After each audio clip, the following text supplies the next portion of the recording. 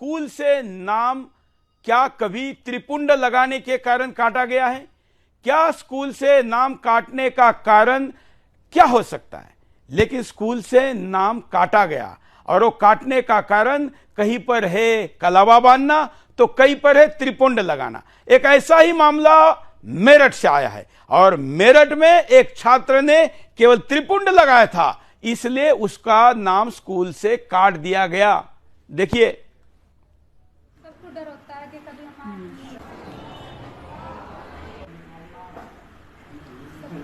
सबको डर होता है कि कभी ये देख रहे हैं आप, ये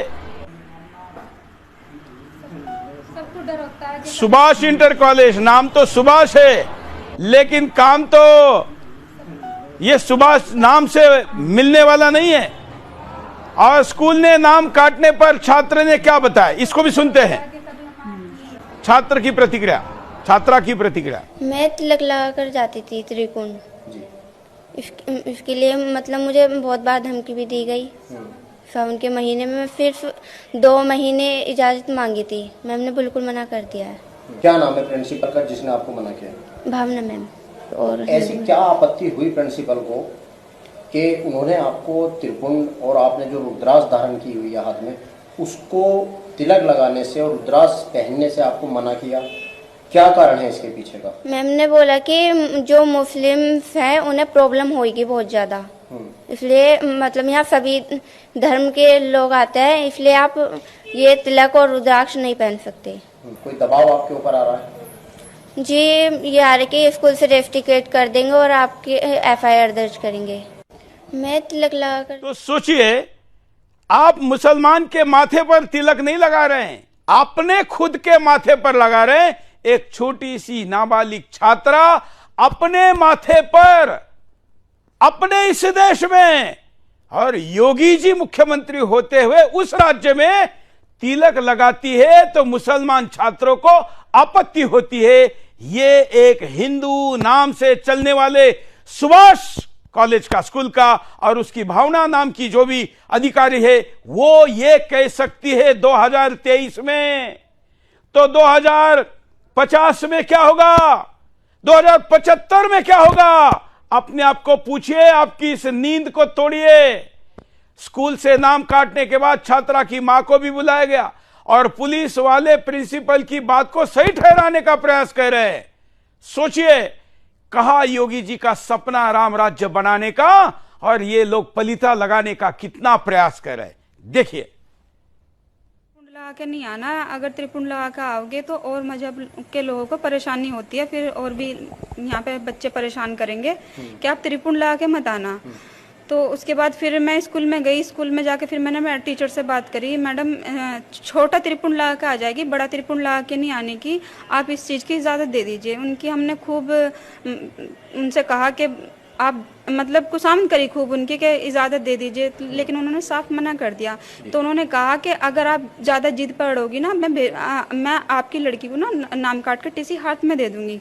तो मैंने कहा मैडम अगर टीसी हाथ में दोगे ना तब ये भी लिख देना उस पर कि किस कारण आप लड़की को स्कूल से निकाल रहे हो, तिलक के कारण निकाल रहे हो। तो फिर उन्होंने कहा कि ये चीज़ मुझसे कोई नहीं लिखा सकता।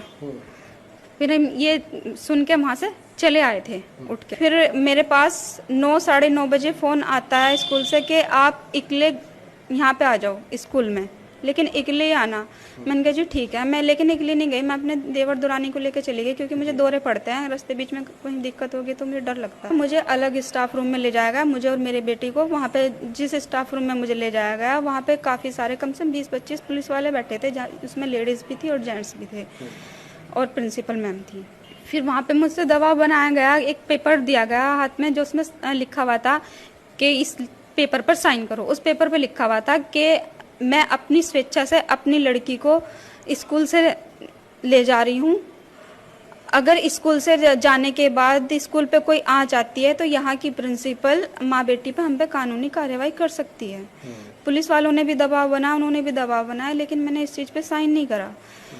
फिर उन्होंने, प्रिंसिपल ने पुलिस वालों से भी कहा कि इनकी लड़की क्लास में लड़कियों को लव जिहाद की शिक्षा देती है, इतनी सी कम उम्र में, केवल 17 साल की लड़की है, इतनी सी कम उम्र में लव जिहाद की शिक्षा आप अपनी बेटी को क्यों देती हो?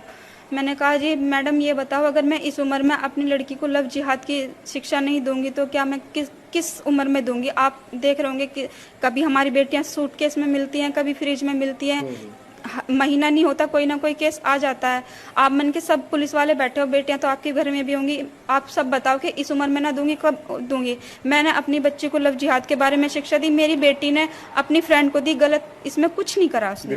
फिर उन्होंने कहा कि अच्छा एक बात बताओ, जिस तरीके से तुम्हारी लड़की त्रिपुंड लगा के निकलती है, अगर इसके पीछे दूसरे मजहब के लोग पड़ जाएं, लड़के पड़ जाएं, तो आपका क्या त्रिपुंड इस लड़की को बचा लेगा? मैंने कहा फिर एक बात बताओ, क्या इस डर की वजह से हम अपना धर्म छोड़ दें या अपनी संस्कृति छोड़ दें? हमारा तो इतिहास क्षत्रियों का रहा है, क्षत्रियाणियों का रहा है। अगर मैं अपनी लड़की को ऐसी शिक्षा दे रही हूँ तो आपको तो गर्व होना चाहिए। अगर ऐसी लड़कियां सब हो गई तो इसमें तो और अच्छी बात है, अपना देश मजबूत होगा। लेकिन जो प्रिंसिपल कह रही थी, उन प्रिंसिपल का ही वो साथ दे रहे थे कि जिस तरीके से उन्होंने कहा कि तुम्हारा त्रिपुंड बचा लेगा, तो पुलिस वाले कह रहे जवाब दो इस चीज का। तो मैंने कहा अच्छा, प्रिंसिपल का कहना ये है कि क्या आपकी बेटी को आपका त्रिपुंड बचा लेगा जी, कल को अगर कोई घटना हो जाती है? जी प्रिंसिपल का कहना जी। फिर मैंने कहा जी मैं इस कारण से अपना धर्म थोड़ी या अपनी संस्कृति थोड़ी छोड़ दूंगी। मैंने कहा जी ऐसा तो मैं नहीं करूंगी, मौत तो आनी है, आज नहीं तो कल, वो तो निश्चित है कि तो कड़वा सच है, मौत तो एक दिन आनी है। मैंने कहा कि वैसे तो इस मां को 21 तोहफों की सलामी देनी चाहिए। इतने साहस के साथ अगर कोई मां टीवी पर ऐसी बात कर रही है और जहां 25 पुलिस वालों के सामने भी वो अपनी बात पर अड़ी है, और जिसकी 17 वर्ष की बेटी भी अपने त्रिपुंड और अपने धर्म परंपरा पर अड़ी हुई है, इनको लव जिहाद का कोई शिकार नहीं बना सकता। जिहादियों का जिहादी भी आ जाए तो भी नहीं बना सकता। लेकिन कितना मुश्किल है अपना धर्म का पालन करना, आप सोच सकते हैं। 25 पुलिस वाले एक मां से कागज पर हस्ताक्षर करवा रहे हैं। कितने में बिक गए थे जरा पूछना चाहिए। बंगाल में और केरला में, कश्मीर में क्या होगा, पाकिस्तान और बंगाल की तो, बांग्लादेश की तो बात ही छोड़िए। ये मेरठ की बात है। ऐसी मां ही ऐसी बच्चियों को जन्म दे सकती है। मैं हमेशा कहता हूं, छत्रपति शिवाजी महाराज चाहिए तो फिर जीजा माता चाहिए। मां ही ऐसे संस्कार देकर अपने बच्चों को मजबूत बना सकती है, और इस मां ने यह काम किया है। मैं इनको अवश्य मिलना चाहूंगा और इस बेटी को भी मिलना चाहूंगा। रजत हमारे साथ जुड़े हैं, हमारे उत्तर प्रदेश के ब्यूरो चीफ। रजत, क्या अपडेट है इसमें? देखिए, बड़े शर्म की बात है कि अब तक इस मामले में कोई अच्छा अपडेट बताने के लिए मेरे पास अब तक नहीं है। इस पूरे मामले में अब तक कोई कार्रवाई नहीं की गई है, ना स्कूल प्रशासन के ऊपर कोई कार्रवाई अब तक हुई है, ना ही उस बच्ची के नाम को वापस स्कूल में जोड़ने को लेकर अभी तक कोई कार्रवाई हुई है। मतलब ये बच्ची का नाम इस वक्त भी निकाला हुआ है? बिल्कुल, स्कूल से बच्ची का नाम काटा जा चुका है और उसको इस बात का दबाव बनाया जा रहा है कि वो स्कूल में आए, उसके परिजन स्कूल में आए और कागज पर लिख कर दें कि हम अपनी बच्ची को इस स्कूल से निकाल रहे हैं और अपनी टीसी स्कूल से लेकर जाएं। फिलहाल अब हम लोग कुल मिलाकर इस पूरे मामले में स्कूल प्रशासन के ऊपर दबाव बनाने को लेकर अपनी जो गतिविधियां हैं वो चालू रखे हैं। कल के दिन संभवतः इस पे एक अच्छा अपडेट हमको मिलेगा भी, स्कूल प्रशासन के ऊपर कार्रवाई हो, इसको लेकर हमारे प्रयास जारी हैं। और साथ ही साथ प्रिंसिपल के ऊपर, इस पूरे मामले में प्रिंसिपल की भूमिका बेहद संदिग्ध रही है, क्योंकि प्रिंसिपल ने कैमरे के सामने इस बात को कबूला कि हाँ, मैंने इस बच्ची का नाम सिर्फ इस बात के लिए काटा कि वो माथे पर त्रिपुंड और गले में रुद्राक्ष की माला पहनती है। और इसके आगे बढ़ते बढ़ते वो ये तक कह गई कि रुद्राक्ष और त्रिपुंड की तुलना वो हिजाब से कर रही थी। हिजाब पहनने के कारण जिस तरीके से विवाद होता है, ठीक उसी तरीके का विवाद त्रिपुंड और रुद्राक्ष के कारण भी हो सकता है। वो बिल्कुल, और ये बहुत आपत्तिजनक है और वहां के पुलिस वालों पर भी इसकी कार्रवाई होनी चाहिए। मैं उत्तर प्रदेश प्रशासन और खास करके मेरठ के प्रशासन को कहता हूं, अगर सोमवार को इस लड़की के साथ न्याय नहीं हुआ तो हम चलो मेरठ का नारा देंगे। और त्रिपुंड लगाने के कारण किसी लड़की को स्कूल से निकाला जा रहा है, उसकी मां पर, परिवार पर दबाव बनाया जा रहा है, और उस दबाव बनाने में उत्तर प्रदेश पुलिस भी अगर है तो उनके खिलाफ भी आंदोलन होगा। ये फिर नारा देने के बाद कितने लोग आएंगे, क्या होगा, उसकी जिम्मेवारी मेरठ प्रशासन की रहेगी। इस बच्ची को न्याय मिलना चाहिए।